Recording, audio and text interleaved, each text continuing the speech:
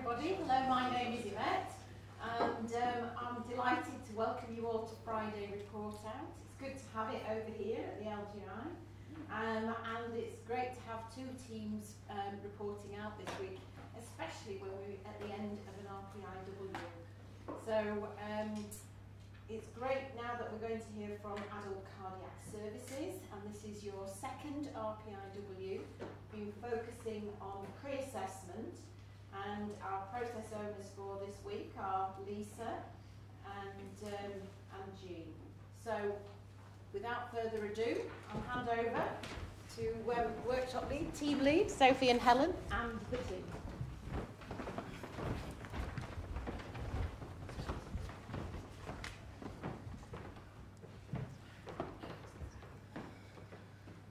Hello, my name's Sophie, KPO Specialist Trainee and Workshop Lead for this RPIW.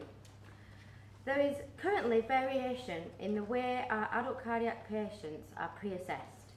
Elective patients go through 3 different pathways. Some have an X-ray, some do not.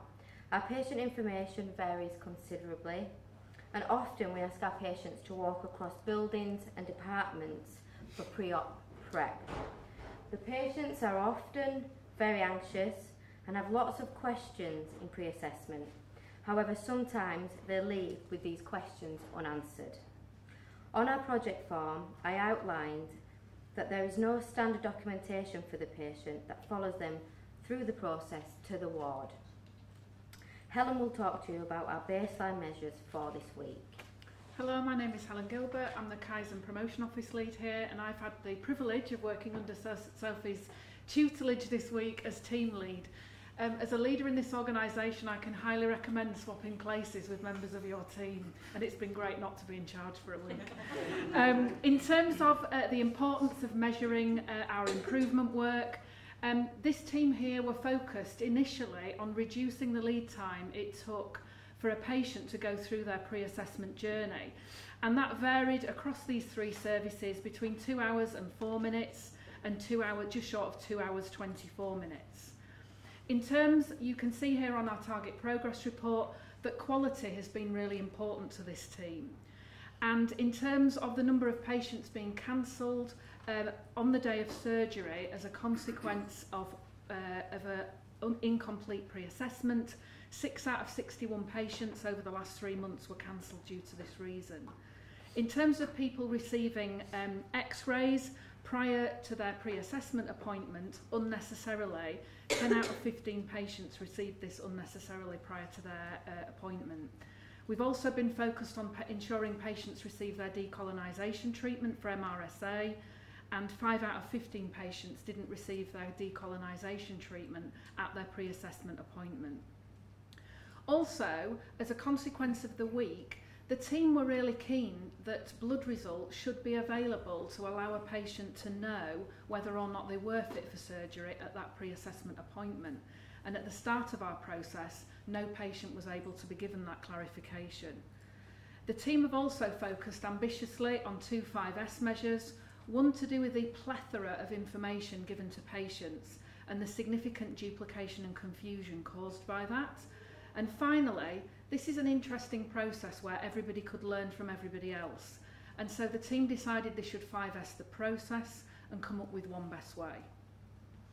In terms of the tack time for these processes, the pace of work into each of these departments, surgical pre-assessment are expected to see a patient every 13 minutes, fit to admit on E-floor in Jubilee Wing every 24 minutes, and in adult congenital services, a patient every 480 minutes.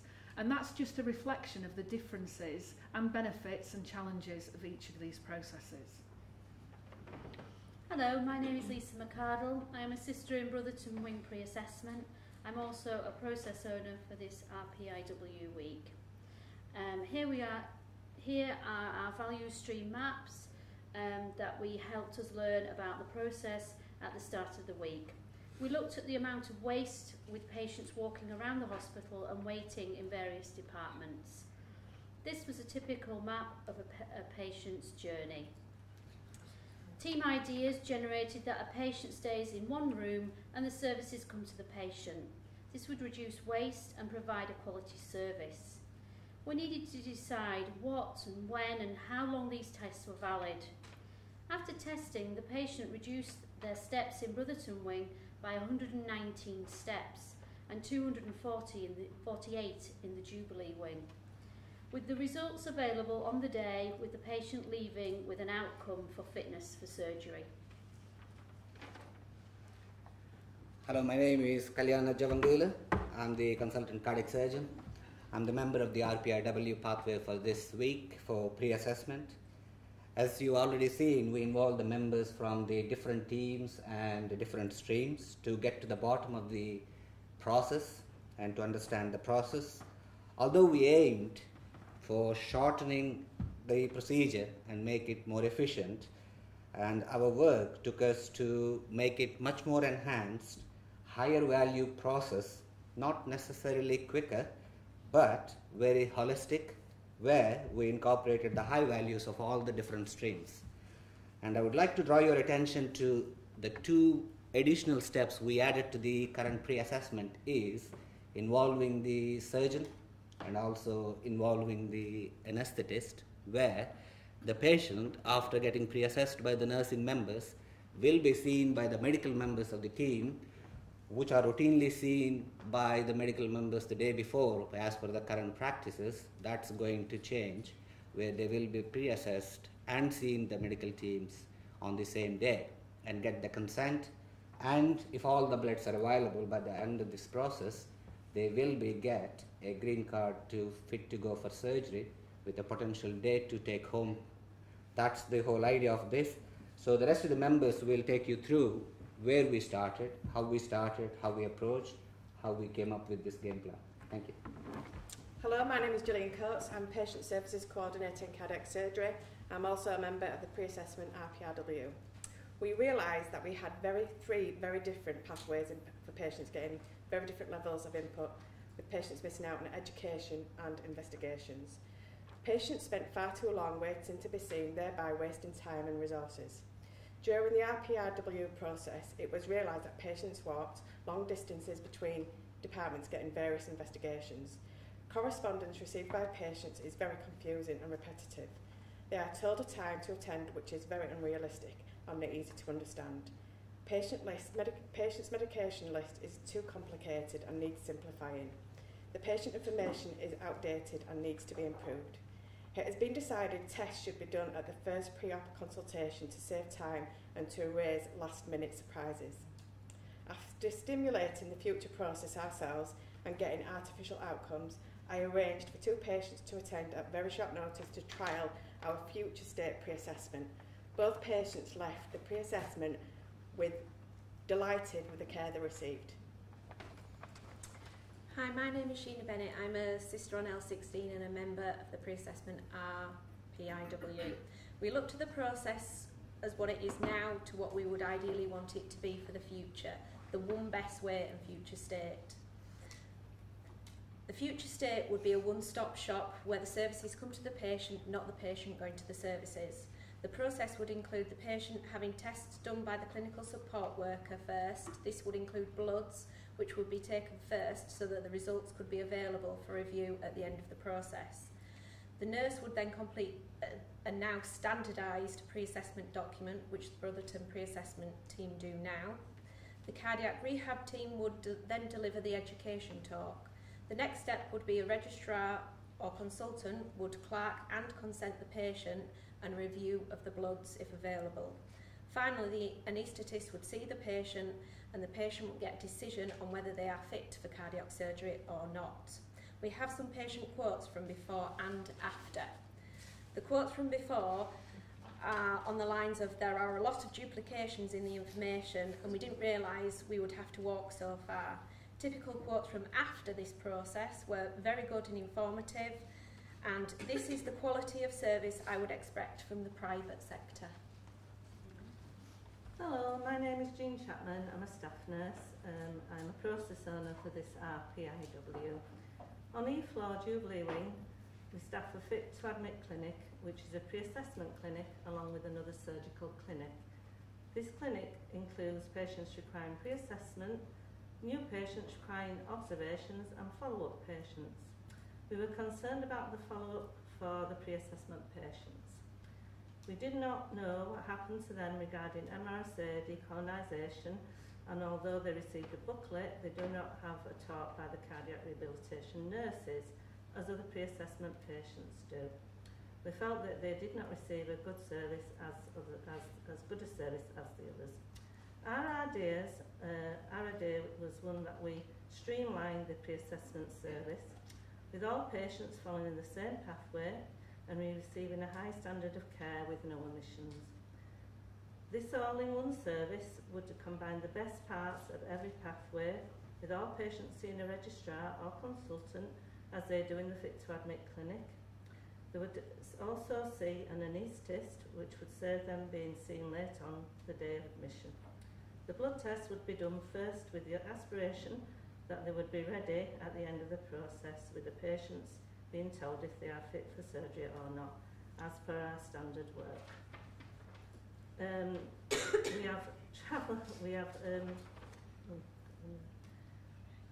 We have tested this in both Brotherton and Jubilee Wing with one patient, and we'll continue to trial this with another 8 patients over the next 4 weeks. Hi, my name's Emma Pick. I'm an adult genital nurse specialist, and I have particular responsibility for the surgical pre-assessment clinic for the congenital team, and I'm a process owner for this RPIW. I was asked to join the process to support others to learn and as a benchmark for this service. I wasn't sure what to expect from the week, but it has been interesting but at the same time difficult. What I've learned is how important it is to keep asking ourselves why we do things the way we do.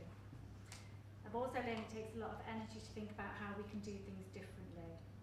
But what we've managed to work out this week is a different way of working which is patient-centred, more efficient in terms of time and waste, and should improve patient outcomes by reducing cancellations. So our starting point was 3 different processes for cardiac pre-assessment clinic. So the congenital process is a one-to-one service with one nurse, which is myself, and I take the patient through the whole process, which includes documentation, education and investigations. And I also look at the patient results.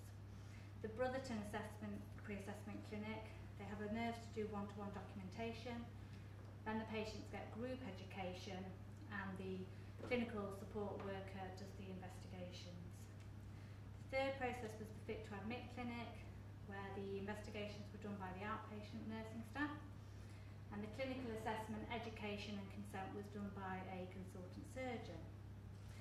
As a group, we've agreed a consistent process for all patients should be put into place for all patients coming in for cardiac surgery, and I'm particularly going to focus on education.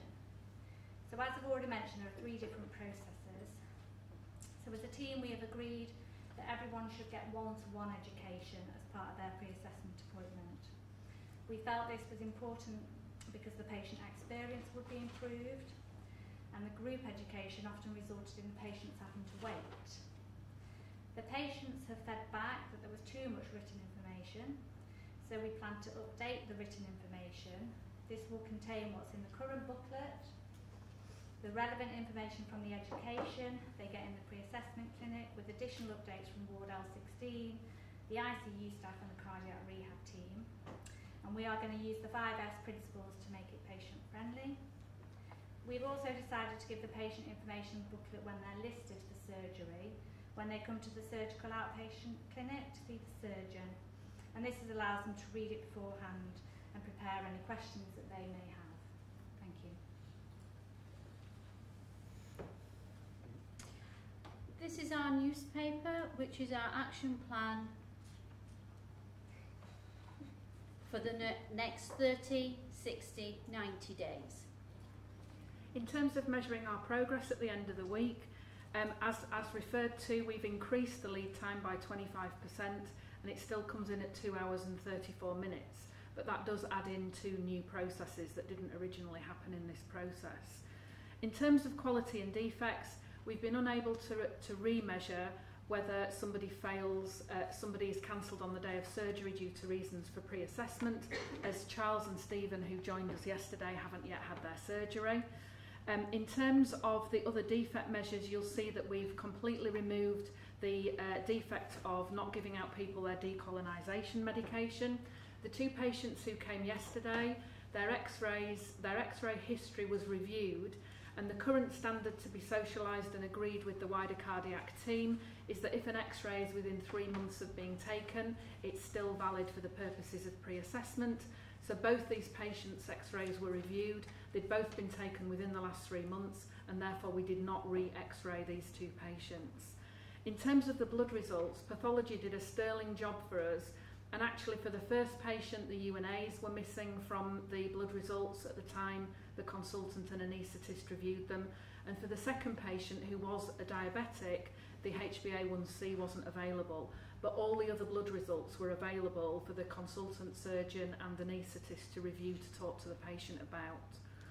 In terms of our 5S, the patient information has very clearly reached a level 2, but 5Sing the process, they've made sterling progress towards level 2, but there's still further work to be done just to tie down that future state process. This shows the value stream map with the waste that we have removed. Thanks, Jane. So this work spans over 4 different CSUs. The siloed work resulted in 3 totally separate pathways for our patients. The collaborative approach this week has meant one best way really can be achieved. We can test it over the next 30 days with a MDT approach. The lessons we learned were, when we're eager to improve things, we tend to want to do everything all at once. But actually we need to do incremental improvement, one thing at a time. There was commentary from everybody this week that a patient would have been really valuable in with us for the whole week, and we missed a trick there, definitely as part of KPO on our part. I think that Gillian did a sterling job getting a patient yesterday, 2 patients for us to test yesterday in real life through their pre-assessment process. But when a process is so big and it's got a lot within it, it gives us an opportunity to create and test out our vision with such a collaborative approach. So thank you, team. The rest of the thank yous, Charles and Stephen were our patients who thankfully said yes, you can test us through this process, so thanks to them. Jill Whittle and Karen Waterhouse were part of our RPIW team, but unfortunately can't be with us today.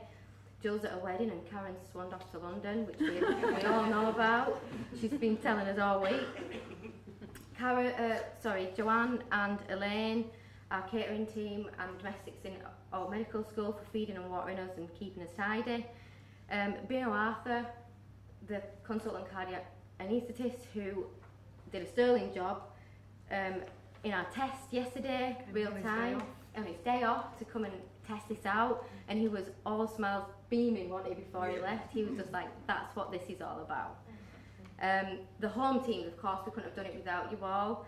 Outpatients, surgical pre-assessment, Ward 16 and the medical secretaries for your time and effort, particularly those ones that again helped us with the test yesterday by doing a proper pre-assessment on our patients. Sponsor Gina McGawley for giving us that vision, that one best way, and the pathology team, as Helen said, as we've all said, for doing a sterling job getting those blood results back for us.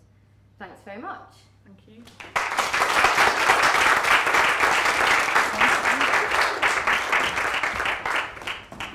Thank you very much. That was brilliant, and I know it's always quite a facing to be stood in front of an audience and to speak, but you all did it brilliantly. And I was sitting there wondering, I wonder if they had an anaesthetist with them. So I'm really glad to hear that Binu was part of it, because I was thinking, I don't know how they're going to sell that one otherwise. That's brilliant. I'd just like to hand over to Gina. Would you like to say anything, Gina, as the sponsor? I would. I think, as you've heard, it's been a real challenge, this RPIW. You know, looking at 3 pathways, having 4 separate CSUs, but I've been really impressed with how the teams come together in the week, and also pathology as well as a 5th CSU. And going forward, you've heard that we want to test with more patients and everybody's just really keen and wants to collaborate further to get one best way for the patient. You know, having 3 separate pathways, but actually having one way that all our patients get the best service is really key, and that's been the focus of the team. So thank you, and well done. Fantastic. And Simon, you're the exec sponsor.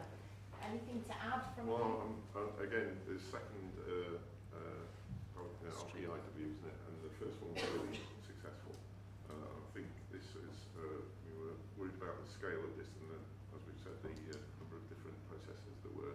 It sounds like really brilliant work has been done, and the fact that someone said, whether it was Charles or the person who said it's like being treated in the private sector, I think that is fantastic. So well done, everybody. Fantastic. Okay, so we're going to open it up to questions in a moment, but we're going to hear from our second report out now. This is our ophthalmology outpatient work stream, and you're in your 60-day report out. So we've got Sarah and Sarah. Right, okay.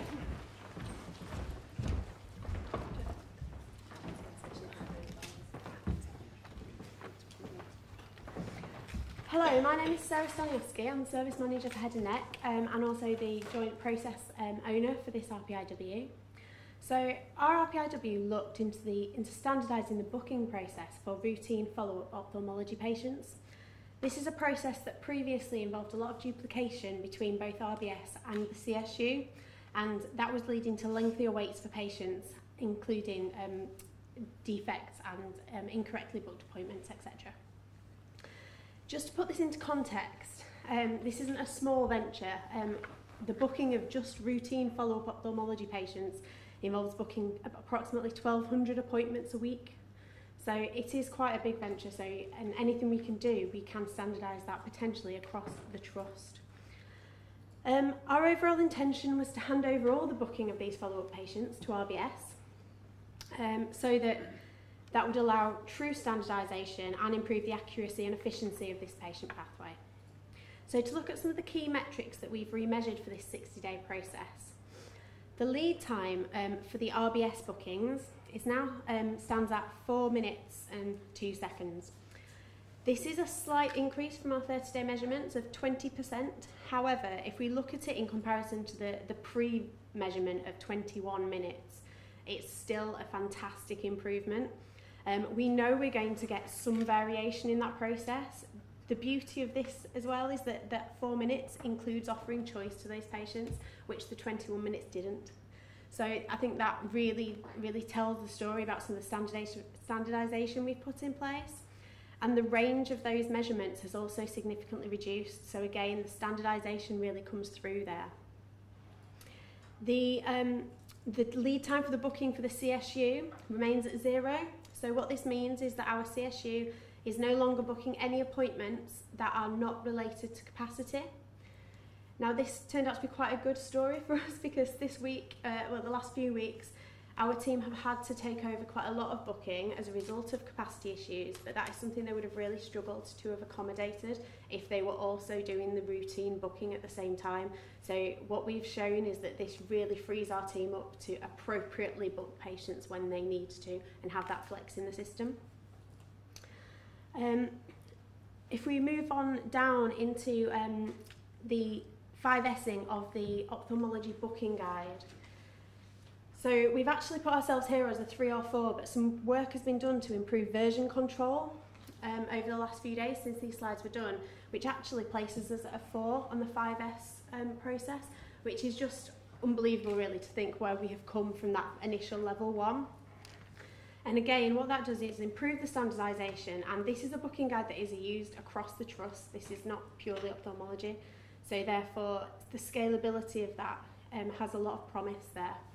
The next part really is embedding the training element, so making sure that new staff coming through understand what that means and understand what they should be doing, what they need to be doing, and how to contact the CSU when they have issues.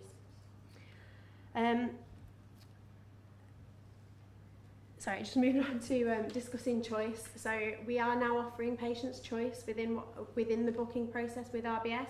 It's something that we want to build on, but it does mean that our measurements in terms of how many defects are measured in that process has reduced drastically.